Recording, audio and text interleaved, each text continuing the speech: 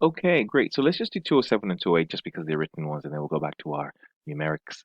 Life cycle costing concept, which traces all costs, right? The whole idea of life cycle costing is that we can trace all costs right from development, even before we introduce the product into the market, all the way over its life, all the way to cessation. So what we're doing is we're getting all the costs involved over the entire life and spreading that over the number of units over the entire life so that at least we know what the average cost would be as opposed to our classic accounting method where we might end up putting in all the costs in one period over the production of that single period, which isn't really fair because the costs are quite spread out and costs change as you do units over the life of a project. So really, it's due to cessation.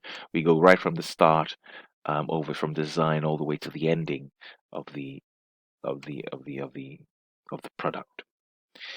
One of the benefits that adopting lifecycle costing brings is, of course, this helps in improving cost control. These are all cost control techniques. We can manage costs better. We can know where the costs are. We can. The argument is about, I believe, 95% of the initial costs are at at development, because. And typically, with many products now, they have very short life cycles. You're trying to extend the life cycle for as long as possible to gain as much, but a lot of the initial costs happen right at the development stage of the project. So the answer there is cost.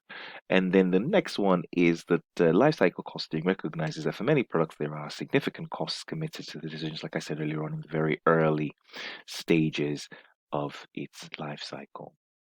And one of the benefits of life cycle costing is the visibility of all costs increased rather than jobs relating to one period, and this facilitates better decision making. Decision making.